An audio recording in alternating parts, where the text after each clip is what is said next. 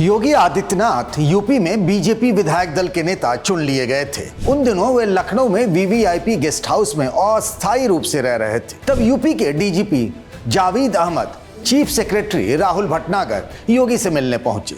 सवेरे के 8:30 बज रहे थे। योगी ने दोनों अफसरों से कहा, चलिए शपथ ग्रहण की तैयारी देखकर आते हैं। अगले दिन यानी 19 मार्च 2017 को योगी को मुख्यमंत्री पद की शपथ लेनी थी। आमतौर पर कोई नेता अपने ही शपथ ग्रहण का इंतजाम खुद देखने जाता नहीं है, पर योगी उस दिन गए और इस दफा नीतीश कुमार ने ऐसा ही कुछ कर सबको चौंका दिया। वैसे तो वो इससे पहले 1-2 नहीं, कुल 9 बार बिहार में सीएम की शपथ ले चुके हैं, पर इस बार समारोह की तैयारियों का जायजा लेने के लिए उनका पटना के गांधी मैदान जाना एक बड़ा सियासी मैसेज लिए हुए था। नमस्कार, मैं हूं पंकज झा और आप देख रहे हैं राजधानी।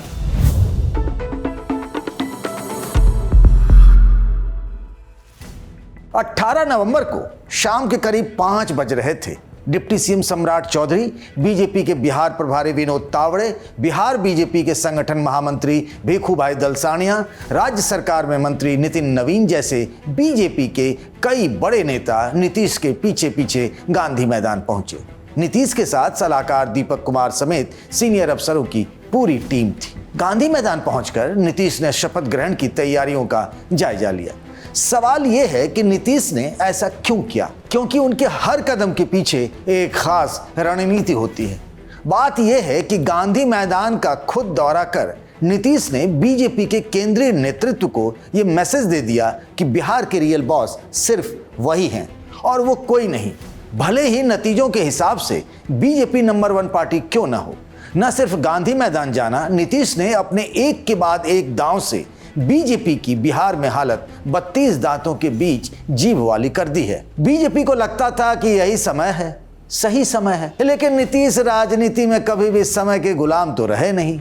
उन्होंने हर समय में खुद को प्रासंगिक बनाए रखा। जब सब ये मानकर चल रहे थे कि इस बार बिहार की एनडीए सरकार में नीतीश मुखौटा भर रहेंगे, सरकार का कंट्रोल तो बीजेपी हाईकमान के पास आ जाएगा, नीतीश ने गेम ही पलट दिया। ये जानते हुए भी कि स्पीकर जेडीयू का नहीं हो सकता, नीतीश कुमार ने बीजेपी के सामने ये शर्त रख दी। वे जानते थे कि बीजेपी इस बार गृह मंत्रालय लेना चाहती है, जो नीतीश कुमार ने 2005 के ही बाद से आज तक किसी को नहीं दिया।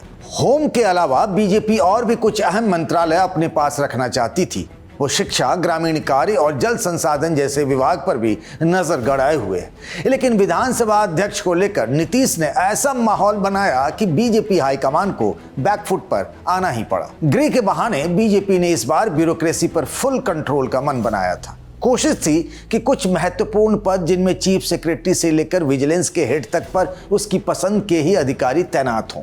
पर बीजेपी के लिए नीतीश का एक ही मैसेज था, पटना आने पर बात होगी और अमित शाह से नीचे किसी से बात नहीं होगी। अपनी बात मनवाने के लिए ही नीतीश कुमार ने 17 नवंबर वाला अपना प्लान बदल लिया था। जिस दिन उन्हें कैबिनेट की बैठक के बाद विधानसभा भंग करने की सिफारिश करनी थी और फिर राज्यपाल आरिफ मोहम्मद खान से मिलकर अपना इस्तीफा देना था, नीतीश जानते थे कि केयरटेकर मुख्यमंत्री बनकर वो अपनी बात बीजेपी से नहीं मनवा सकते। सो अब इस दावपेच का हासिल ये है कि उनके पास होम भी रह गया और यह भी तय हो गया कि मुख्यमंत्री सेक्रेटरिएट में कोई बड़ा फेरबदल नहीं होने वाला। कमाल देखिए कि बीजेपी कोटे से उनकी ही पसंद के सम्राट चौधरी डिप्टी सीएम बनाए जा रहे हैं।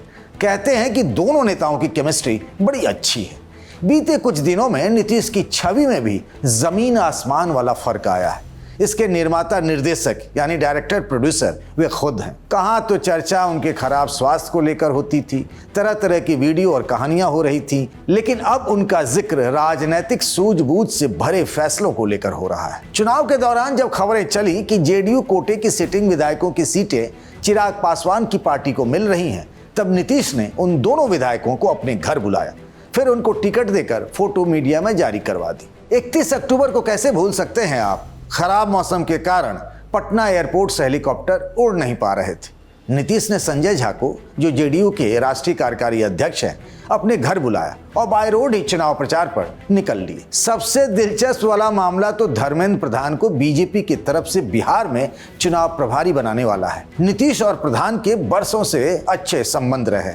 इससे पहले भी धर्मेंद्र प्रधान बिहार के प्रभारी रहे हैं। नीतीश को जब उनके बारे में पता चला तो उन्होंने उस वक्त ओडिशा के सीनियर लीडर श्रीकांत जेना को फोन लगाया और पूछा कि प्रधान किस जाति से आते हैं। जब उन्हें बताया गया कि वे भी आपकी तरह ही कुर्मी बिरादरी से हैं तो नीतीश गदगद हो गए। ये कहानी जेडीयू और बीजेपी के भी कई नेताओं को शायद ही पता हो। बहरहाल मुझे लगता है कि नीतीश को मिठाई में जलेबी ही पसंद होगी। जलेबी की खासियत तो आप सब वैसे भी जानते हैं। नीतीश की पॉलिटिक्स डबल डोज वाली रही है, मतलब एक साथ दो फ्रंट पर काम करने की। ये बताना जरूरी है कि आंध्र प्रदेश के मुख्यमंत्री चंद्रबाबू नायडू से इन दिनों नीतीश की खूब छन रही है। नायडू के बेटे नारा लोकेश चुनाव प्रचार के लिए बिहार भी गए थे और शपथ ग्रहण में नायडू और उनकी बेटी की मौजूदगी भी रहने वाली है। बाकी आप जानते ही हैं, लोकसभा में जेडीयू के 12 और नायडू की टीडीपी के 16 सांसद हैं। इन दोनों के ही दम पर नरेंद्र मोदी की केंद्र में बहुमत वाली सरकार चल रही है। एक बात चलते चलते और बिहार में चुनाव प्रचार के समय कहा जा रहा था कि पता नहीं नीतीश एनडीए की तरफ से सीएम बन पाएंगे भी या नहीं। कुछ लोगों ने तो यहां तक कहा कि नीतीश की जगह 6 महीने बाद बीजेपी का कोई नेता बिहार में सीएम बन जाएगा। पर अब तो मुझे इंडियन एक्सप्रेस के सीनियर जर्नलिस्ट संतोष सिंह की वो बात सही लगती है जहां वो कहते हैं कि नीतीश कुमार को भगवान ने इच्छा शासन का वरदान दे रखा है। अब बात आपके मन की, आपको भी ऐसा ही लगता है क्या?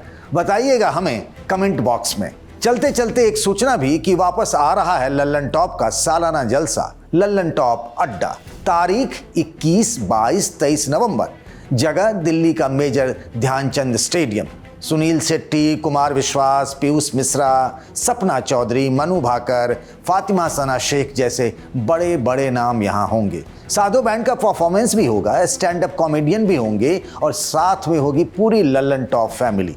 आइए वहीं मुलाकात होगी। इस वीडियो को बनाया है हमारे साथी शुभम ने। बने रहिए द लल्लन टॉप और राजधानी के साथ। मरे जा रहे हम गर्मी में, हाय बालमा मरे जा।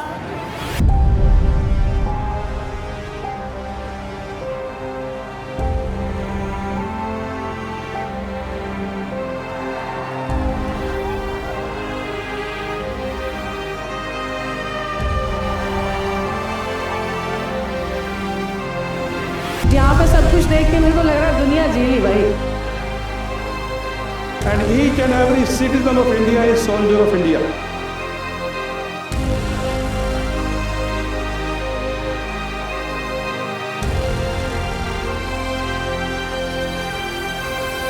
जलवा है हमारा यहाँ। फिर जमेगा अड्डा, फिर आपके बीच होंगे आपके पसंदीदा सितारे। 21 से 23 नवंबर मेजर ध्यानचंद नेशनल स्टेडियम नई दिल्ली। 3 दिनों के न भूलने वाले अनुभव के लिए तैयार हो जाइए। आइए लल्लन टॉप अड्डा में और बनाइए यादें जो रहेंगी हमेशा। टिकट बुक करें डिस्क्रिप्शन में दिए लिंक से। कोड इस्तेमाल करें LT200 और पाएं 200 रुपए की छूट।